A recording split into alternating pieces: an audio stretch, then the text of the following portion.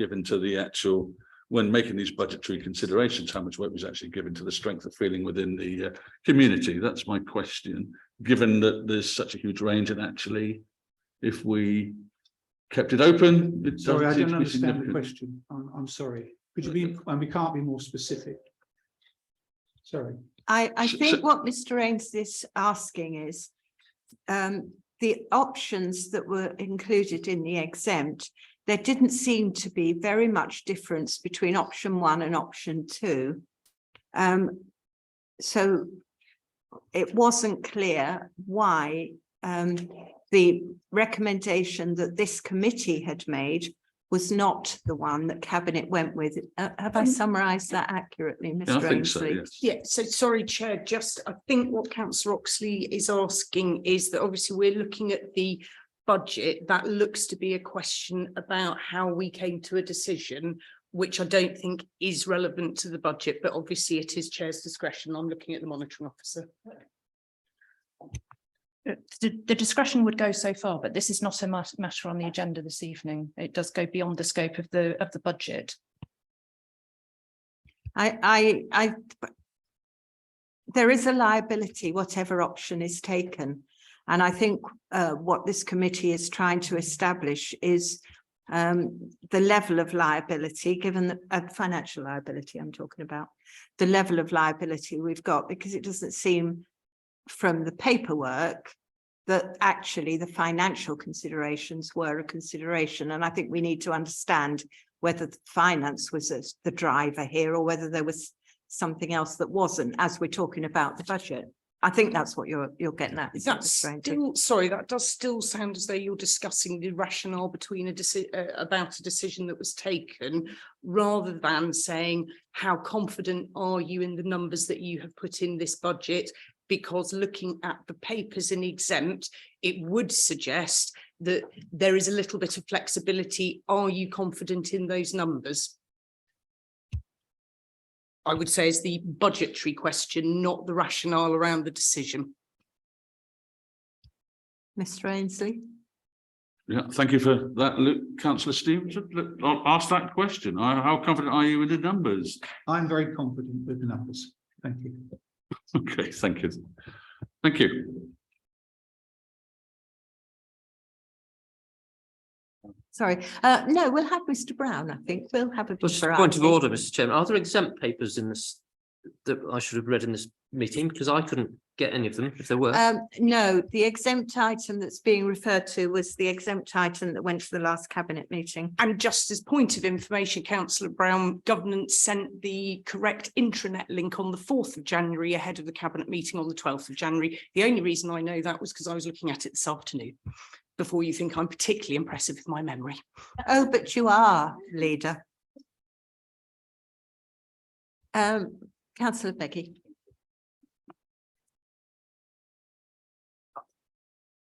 Oh, that's not a page number. Probably one for Karen. It's just quite a simple one, actually. We obviously, the help for Ukrainians has an end date relatively quickly. Do we envisage any long-term costs associated with the Homes for Ukraine initiative and them staying within the county? Is Chair, that could I not ask Councillor Harvey? you may portfolio? Thank you. You may. I was about to say I think Thank that you. might be one for Councillor Harvey. Of course, when you're able to find your pages.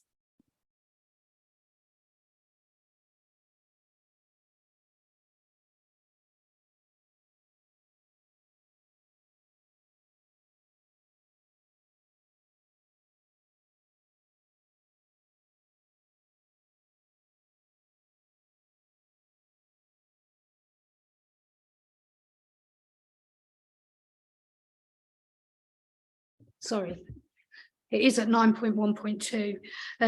It will continue into 23-24. The host thank you payments have already increased to £500 a month. From the 1st of January, council will receive less money per person, so 5,900 to help support moving forward, and was in cabinet pay, will be incoming possibly to cabinet, I think, there is a new government scheme around housing that's been announced, and we're just looking through some of that for the longer term to see whether that will be suitable for Rutland, because we don't have housing stock. My question was actually at the end date of 23-24, is there any financial risk that we will then have to support these, and has that been accounted for within the numbers? For this budget year 23-24, it's incorporated. Whether the scheme will continue, we're not sure. Obviously, they are residents of Rutland, so as of now, we carry the kind of liability for housing should there be breakdown and things. So we're already carrying some liability with regards to schooling and housing. That will continue and will depend. They are Rutland residents now per se. So Okay, so that thinking's been included in the MTFP. yes. Thank you.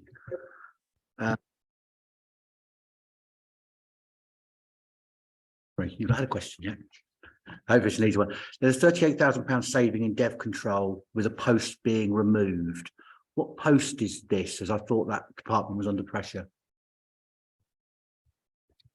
Sorry, have you got a reference here on the papers? Sorry about it, I typed my question on the web.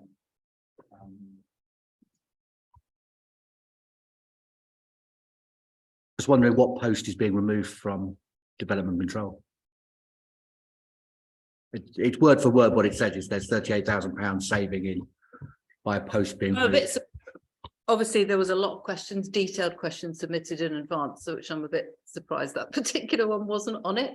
I would have to seek advice from officers if you're able to say that straight away, which is something I can't say off the top of my head. I did all my work on this over the last 24 hours because I have a day job as well. Okay, I'll leave that one with you. Again, this one, I don't know who this one, this might be Mark. On page 165 S18, it says no appointment of climate officer, which I tend to agree with in the current crisis, and no proactive work. What is the impact on our climate pledges, and does this come with other savings or costs outside of the full-time equivalent saving? Yeah, thank you for that question. Happy to answer it. The position of the climate change officer has been postponed for the time being, mainly due to financial pressures again. But we have two very good officers who are presently employed by this council, Ingrid and Angela, and they have a massive amount of expertise in climate change and sustainability. And I'm working very closely with them. In fact, I had a meeting with Ingrid. We went to Ketton, the parish council, and we spoke to them at length about the work that Ingrid plans to do for sustainability in the council. So I have every confidence in their abilities, and it will be covered. We also have the Rutland Climate Action Group. We're building on that to enable as many parishes and villages to get involved in climate action. Great, that's encouraging here. They're just saying that there's no proactive work going to be take place, which to me sounded like work on the climate change project had stopped. No, I can assure you it hasn't. It hasn't. Okay, thank you. Well, Mr. Beggy, could you pause just a moment, please, because the Chief Executive would like to say something. Oh, I was just. Thank you. You moved on, but I was just going to add to it just slightly. What the team are also doing is just looking at alternatives of partnership with other organisations, voluntary organisations, accessing other funding and grants to see whether there is a better alternative for the future in terms of leading climate change for the county. We'll keep members updated on how we proceed with that. It will remain a priority. So obviously, as we move through this next year and looking at transformation, how we reorganize the council, we'll need to think about how we deliver it. So hopefully we'll find alternatives outside, but also we do need to find a way of proactively moving forward.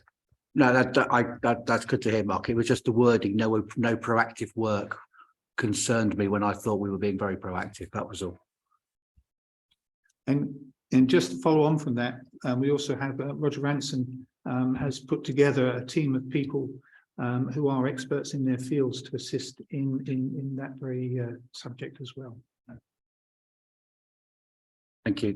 Just a quick one for you, Mark. I noticed in the potential capital investments, there's capital investments potentially in the waste project, I assume in the waste site for, I can't remember the exact words now, but some of the work that happens over at Greetham. What impact will that have on potentially the waste contract going forward? Would that hopefully bring in a lower cost, and are we confident that the budget we've put aside is going to be enough to bring the waste project through to fruition? Thank you for that question. Once again, the waste procurement process is still underway, and we are engaging with a number of different bidders. So I can't comment on that in any great detail. But as I say, the process is still underway. Thank you. Chief Executive. Thank you. Just to add to that, so part of the concept around infrastructure and waste transfer is to try to build greater competition into the bid process, into the commissioning process in the future. Will that have a positive impact on the cost? We hope so, or let's say there won't just be one provider who can provide it for us and therefore can set their own cost. So good, some competition will be good. Is there sufficient capital to see the scheme all the way through? It is unlikely, and that would have to be part of the business case in terms of how we might fund it, what the ultimate cost is of infrastructure, and how that relates to the revenue impacts of having that infrastructure in the bidding process, the commissioning process that we have for the waste itself. Thank you, Mark. That's the answer I was looking for. Waste transfer with the word I couldn't remember. Thank you. And final question. I've got one point of clarification. On table 5, page 172, we've got a reduction in demand contingency by 50% to offset service pressures. What does that look like on the ground? I don't quite understand what that means. And with so many uncertainties over demand, should we be really reducing our demand contingency?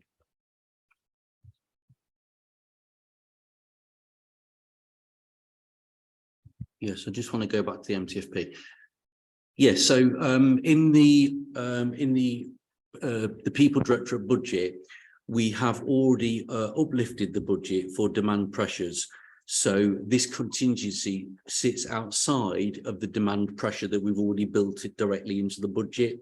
So we've acknowledged that demand levels are rising by putting some additional funding into the budgets, which I think totals about £500,000 in total.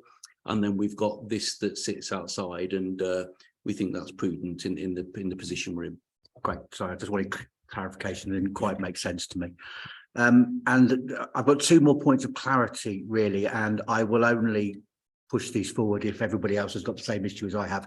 The kind work you did on the Luff for me earlier, didn't really understand it. And I wonder if you could try and clarify that in plain English, if everyone else has the same problem. And again, the same question to Rosemary on the no local plan costs. Again, I didn't quite understand the number, but you could just get some clarity. So can you, it'd be helpful if you could, I have read your question about the Luff. I think that was regarding, does it have an impact on this budget? Does it have an impact on the medium-term financial plan? Was that the question that you were asking? Well, in my simple way of thinking is there's two things. Firstly, there is in simplistic terms a 20% match funding, which would equate to a large investment from the council. Where was that funding to be? And then in my head, if, for example, we're going to invest X million pounds in a transport hub, for example, improve transport, well, surely that's going to have some impact on the MTFP for the transport budget, because we would have put money aside for the transport project before we had the Luff. And that's the bit I couldn't quite understand why there wasn't an impact. Right, so just one point that is very pertinent. Do remember that all these papers were put together and written before that we knew that we were going to be successful with the Luff funding. So that type of detail, I'm going to cover the principles, but to note that full council will be a recommendation to full council whether or not to accept the terms of the Luff bid, and that will be a cabinet paper in March, which will then come to full council. That paper will obviously have a lot of detail.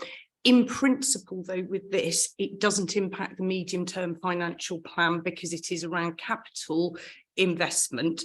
You may recall that there was a cabinet paper that went with ballpark figures for areas that we would be spending money on, which would come from SIL and 106. Also as capital investment, and that is where the match funding would come from. That is outlined in the Treasury management paper, which we've just had before this one. Happy to email the detail afterwards. In terms of your comment about the overall plan for transport, and Councillor Powell, do shout at me if I'm treading on your toes, and do feel free to add. The whole point is that we are having a vision for transport in Rutland. So all of the work that we're doing are jigsaw pieces that will fit together. The Luff bid was very much around a demand responsive network for 2 routes between Melton and Oakham. The transport paper, which will be coming to Cabinet in February, is looking at transport as a whole and developing that detailed business case for the whole county, which should dovetail very nicely with what we're doing with the Luff funding. The Luff funding is brilliant because it is giving us that capital investment to kickstart it. So in terms of your medium-term financial plan and your revenue budget, the short answer is no, it doesn't impact it. Councillor Powell, did you want to add anything else? So just a quick point on that. So even though you can use it for revenue budget, there is no point you're going to use it all for capital.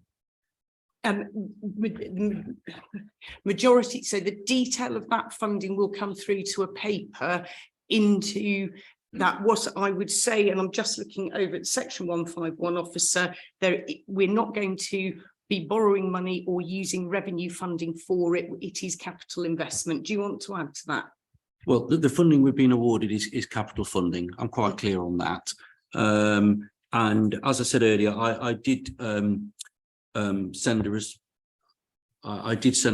to Councillor Beggy, highlighting some actually questions that I posed and then answered, and I will circulate those to all members, and will amplify it if it helps. If Councillor Beggy, who appreciated my response earlier but now doesn't seem to understand it, so I will amplify that and see if we can do better. But there is, as the leader quite rightly said, we are preparing a report that will come to Cabinet on the 7th of March, where we'll have all the ins and outs of what it all means and what it doesn't mean, and we'll be clear then. But we're looking through all the paperwork and what have you now. But as we sit here today, it doesn't. The point I made to Councillor Beggy earlier was, does it solve our budget problem? Absolutely, it does not. But it will help because it'll allow us to invest capital monies that we might have had to source from elsewhere, possibly. Does it make our budget problem worse? No, but clearly these will be questions that members may want to think about prior to accepting any terms and conditions. So we'll make sure we address them fully in the report. Thank you for that, Sav. I think members are very conscious of the last time we had the offer of a government grant that we actually declined because we were unhappy with the terms and conditions. So I very much welcome the Homes Infrastructure Fund. Are we talking about HIF? I seem to have a different recollection of why you might turn down the money, which was around the size of development at St George's Barracks. No. It was solely, as somebody who was quite vociferous about it, it was about the terms and conditions and the risk to the council. But because of that, I think councillors would very much welcome the opportunity to look at the terms and conditions of accepting this grant. It's something that we all, I'm sure, would welcome and want to accept. But the question is coming from a place of what is the risk for this council. I fully appreciate that you don't have all the details now and that there is a cabinet paper in March.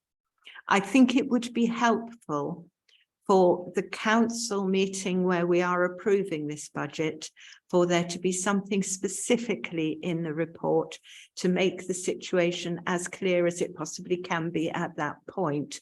So we are in a good position of understanding when we are voting on this, and we will deal with the other later, as and when the government decide to share with us what it is they want from us, as is often the case with these terms and conditions. But are you satisfied with my summing up there, Mr. Beggy? I think so.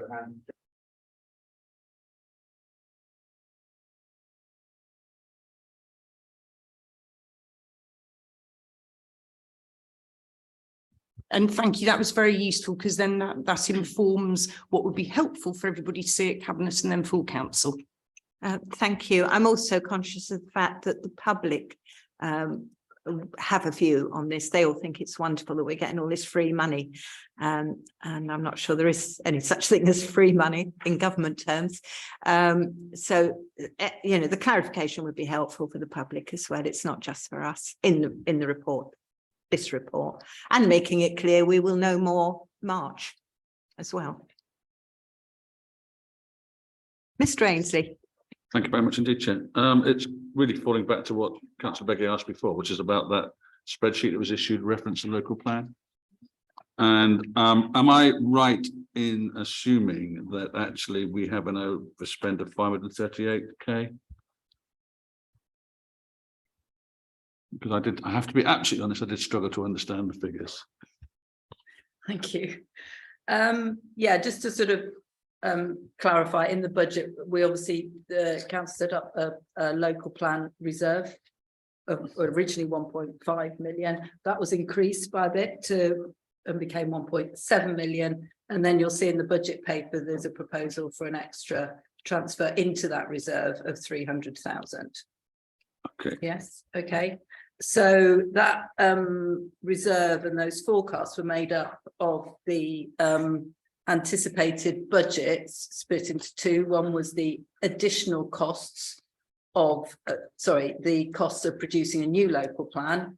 And the second part of it was additional potential costs of not having a local plan. Okay, I've got that. The cost of the new local plan, that budget has been presented to the local plan working group, and the details have been looked at by that group. And the no local plan was the one that the part of it that was circulated earlier on today. So there was an original budget, and then obviously as things have progressed, there is a forecast in terms of actual and the forecast, and the forecast which has been put in, bearing in mind this is over those two elements. Potentially on that forecast it's showing about 500,000 over, and the new local plan is potentially showing 100,000 over. So of that is the reason why in this paper there's a proposed extra transfer to that reserve of 300,000. I'd like to make clear that these, as we've said, very uncertain times. There's so lots of variables in this, and anything that's not that any underspends at the end of the period of the local plan, anything not in that reserve that is not needed will be transferred back into the general reserves. And if there's, I'm going to ask, I think it references it in this budget, for some more detailed work on those forecasts to make sure in the next 6 months to make sure that everything is covered. Obviously, if the 300 transfer across is considered to be sort of a prudent way to look at things at the moment, and but there will be some more detailed work on that to establish those figures. We are obviously talking about figures over the next few years, bearing in mind all the uncertainties, inflation, etc., and they will be constantly monitored. But that reserve figure, as it stands at the moment, would seem to be an adequate amount to actually make sure that those additional costs can be covered from that reserve that's been set aside. Thank you. Very comprehensive answer. Thank you very much. Thank you. Any other member of the committee want to ask any questions? I do have a couple, but I will invite my colleagues who aren't on the committee, if any of them would like to come forward with any questions. Councillor Fox, would you like to come down the end here so you've got a microphone? Thank you.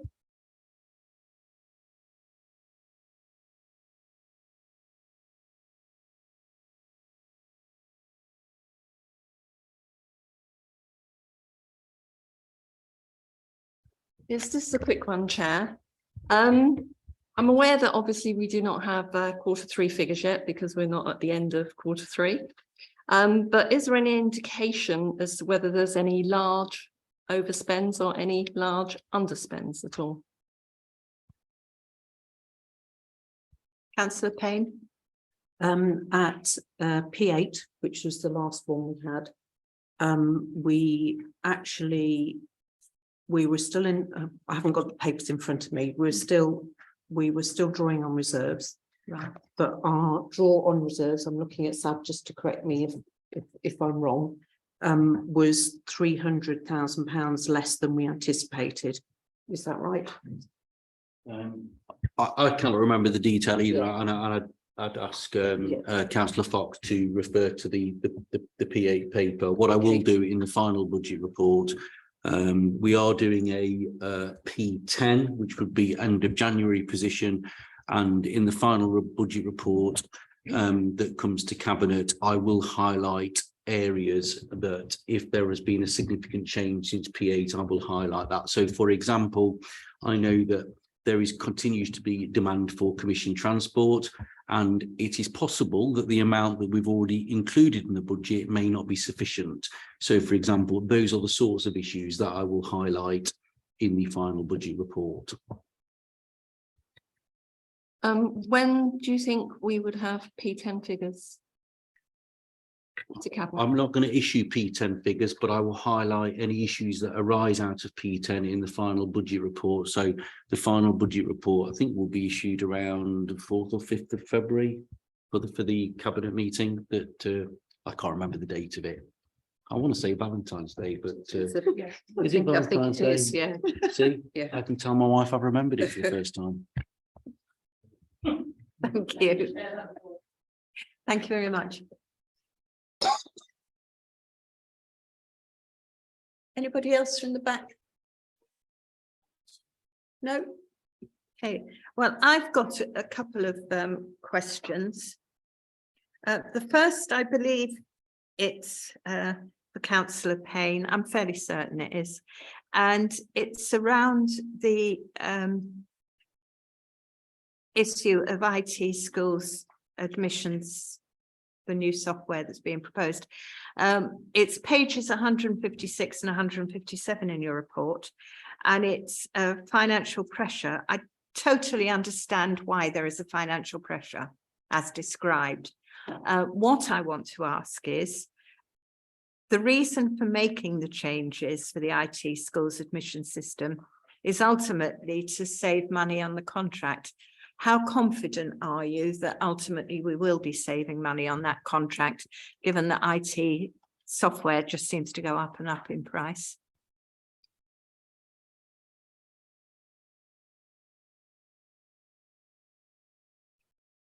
It's the risk one is P2 on page. Yes, I've got it. Sorry. Yeah. Could I ask Sab to answer that one? Thank you, because he's close to the detail. Thank you. Sab? Yeah, so this is an area that we're still looking at, but one where we think we can make a saving. We got some initial quotes from a different supplier that was substantially less than what we pay at the moment. The issue that we've got to look at closely is around what will be the cost of moving to a new system, how long will it take, and whether there might be there inevitably might be the need for an overlap with the current system. But we know in absolute terms the cost we've been quoted is substantially less than the one we get now. It's just a question of when and if we can make that happen and satisfy ourselves that there is no diminution in service, if you like, from that transitioning, because clearly there is also consideration around parents and how they engage with the IT system, and they're used to the one that we have now. So clearly that change could cause some issues. So we do need to do some more due diligence before we can capture that saving, if you like, or take the action that will generate it. And we're still doing that due diligence. It may fail. It may, we will have to stick with what we've got. But the quotes that we had suggested it was something that we definitely should pursue further. Thank you. Thank you very much for that.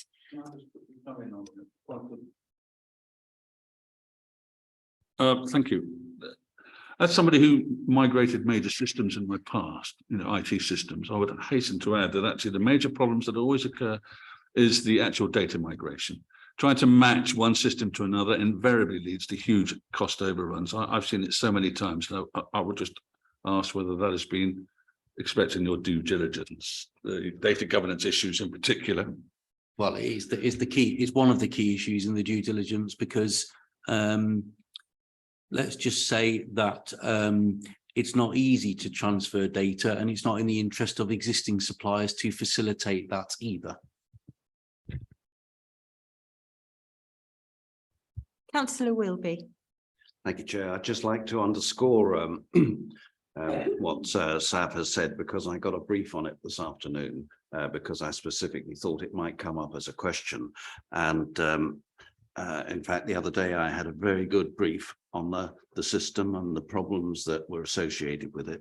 And I was told in no uncertain terms at the moment that the matter is very much still under discussion and going through the due diligence, as Sav has said. So we haven't got a way forward on it at the moment.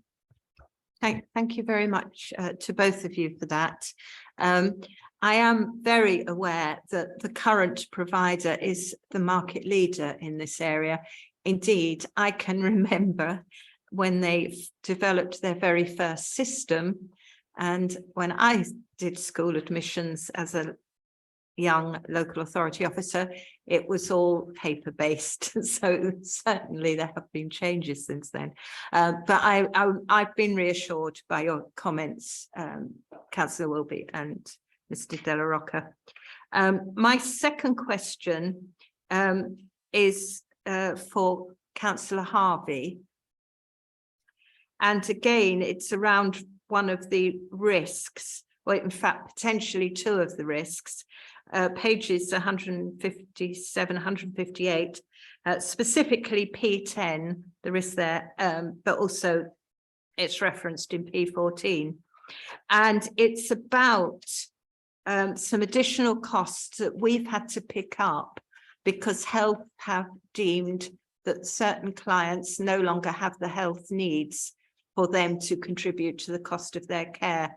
Now, this issue of whether health do or do not contribute to costs is not a new one and happens on a cyclical basis, albeit every 10 years or so.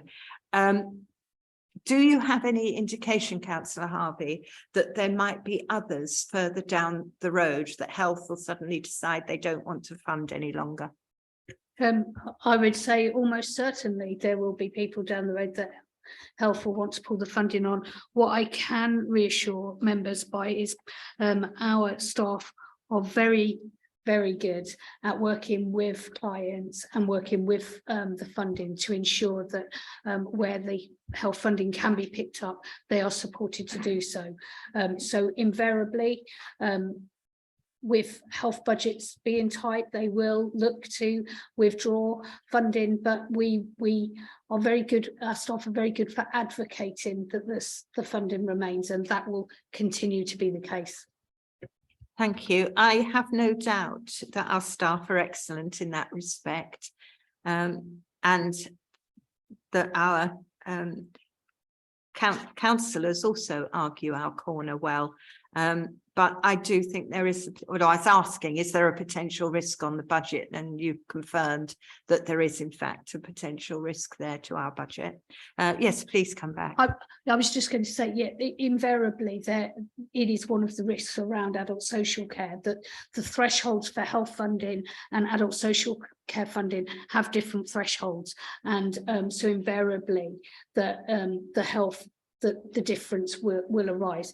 There are certain conditions that where there is always slight conflict between who is picking up that bill, and that will continue, I'm afraid. But it's built in with the contingency, no doubt. Chief Executive. Thank you, Chair.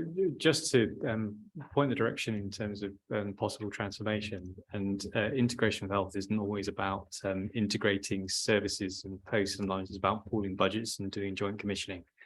The issues that Councillor Harvey has just described and you pointed out is the volatility and trying to manage the budgets in the unknown. But pooled budgets, where you take away the barriers of funding and you just fund individuals with a known cost, can be very beneficial. There's risks associated with them, but they can be very beneficial for councils to not have surprise costs through the year, and they're able to budget more effectively. So that's something we will be looking at as part of our work on health and care collaboratives, is both the service integration, but also the idea of pooled budgets around commissioning places. Thank you. The idea of pooled budgets isn't new. And anyone who knows me knows I have a tendency to be a bit cynical in this respect, certainly where health is concerned. And in my experience, local government in the medium to long term has never really benefited from the pool budget, but one can live in hope. Come back slightly. So yes, I'd agree in some of the broad terms, and some local authorities have struggled, particularly with the BCF and the Better Care Fund, and how it's managed by alongside health partners. I would say actually the relationship that we have with health around what our pooled budget, which is in excess of £2 million, has been actually very beneficial for our community and for us as a council on our own budget. So hopefully we can build on that success, but I understand what you see in other areas, definitely. Thank you. I think this committee would very much welcome being alerted by the portfolio holder and indeed officers if the situation on the risk here is starting to seem to escalate, because clearly we are monitoring budget and we are monitoring risk. And if you see a sudden, I mean, one client isn't going, well, it will make a difference, but not if there's a change of one client, but if there suddenly seems to be a change, early alert, I think, would be appreciated by the committee. Do we agree? Yes, some nods there. Thank you. And my final question is for Councillor Payne, and it's to do with savings in the area of the post room. Could you explain, please, Councillor Payne, how reducing the number of days post is collected or delivered to 1 day a week, how much money that will actually save, and what the impact of doing this will be on the council? For example, receiving responses to consultation when there's a fixed end date, and some people still would prefer to reply on paper and post it through the door, or indeed dealing with issues like a complaint. If somebody put a complaint in writing, we undertake to reply within 5 days. Well, the 5 days could be taken up before the complaint is even logged. So I really want to know what the level of saving is on that expected from that particular action, which seems a little bit, well, perhaps not user-friendly from our residents' point of view, but also what impact it might have. Chair, I seriously don't have that level of detail. It's an operational thing. Mark, I don't know whether you're able to provide that level of granularity or so. It's operational. No, I don't have that detail either, and I will go back and provide a written response to that. I'd appreciate that. And could the whole committee be copied into that, please? That's the end of my questions. I will give a chance for anybody else to come back if anybody else has got anything they want to say. Madam, well, if this particular item is drawing to a close, Madam, I think it is incumbent upon us as a committee to thank the Chief Exec and the officers and members of the Cabinet for the hours and hours of work that they have undoubtedly done. When you look at figures, they belie the stress and the strain and the effort that has to go in behind preparing where we are. And I realise there will be other opportunities to say thank you, but I think it's important that we record. But I am just a little concerned, and to sort of defend our officers and our cabinet members, we have to remember this is a budget, and a budget is produced, as I said earlier, on those three factors. And I'm very relaxed in looking at these figures because I know there will be pluses and minuses in every department. And I won't go as far to say you're going to rob Peter to pay Paul, but there is certainly an adjustment within the figures. And as we've heard Councillor Powell said, if this is over-egged in those figures, then it will go back into the general reserve. And things have always been so.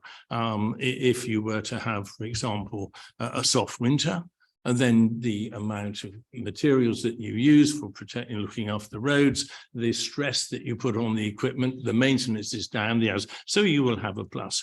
But on the other hand, if anyone is brave enough to stand by a figure on looked after children, for example, that is a best endeavours figure. That can be blown out of water literally overnight. So we have to be mindful. And another thing, if you drill down into the figures, and I was doing charity audits this week for a certain organisation, but when you drill down on figures, you could look, if you like, at our staff costs, for example, and our staff costs are down because we have vacancies. And you can say, oh, well, that's good. No, it's not good. It's not good, because if you are unable to fill positions, you are putting a stress and a strain on the existing staff to make good. They invariably cannot be as efficient. Sometimes you get the odd extra mistake, hopefully not.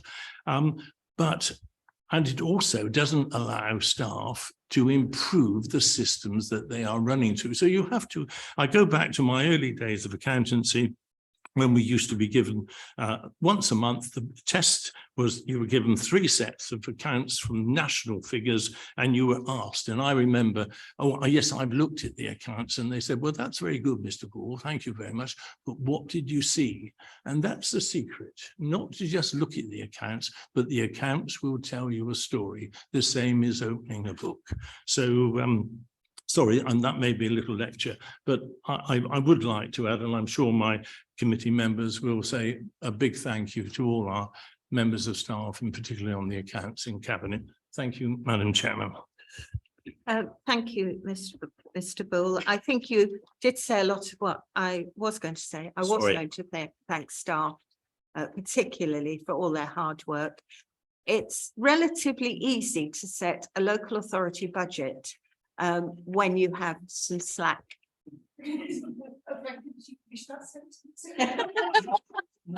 I haven't finished the sentence. Some slack in the system, but we don't have any slack in the system.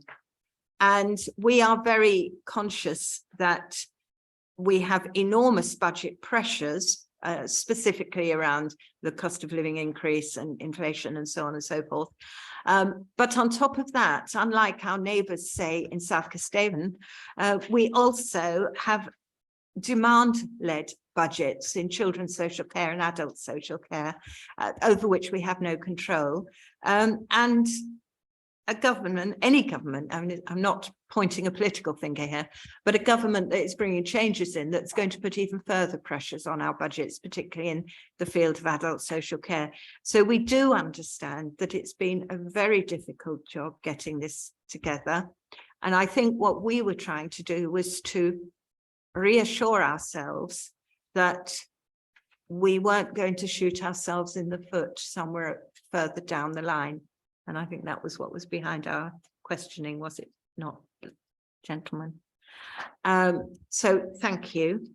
We have given our comments. We have made a specific request concerning the Levelling Up Fund, or LUF as it seems to be referred to, for the budget paper that goes to council. And if I have no other comments from my committee members, I will say thank you for that and move on to item 11. Now, this is fees and charges, always a difficult area. We have the paper before us. It is going to go to Cabinet on the 14th of February, and we are being asked to make any comments for Cabinet's consideration before they approve the fees and charges paper. You will be aware that a number of the fees in this are actually set centrally. We have no control over them. And generally speaking, where there are uplifts, it's in line with inflation. And in one or two cases, we're ceasing to charge a fee for reasons given in the paper, all of which I thought were totally self-explanatory. Any questions, comments on this one? Mr. Brown, did you? No? The gentleman at the back, any comments or questions? Mr. Cross, I'm very pleased for you to speak, but please come to the microphone so that those who are the people who are joining us electronically won't if you don't use the microphone. Are you sure? I am quite sure. Fees and charges are what they are.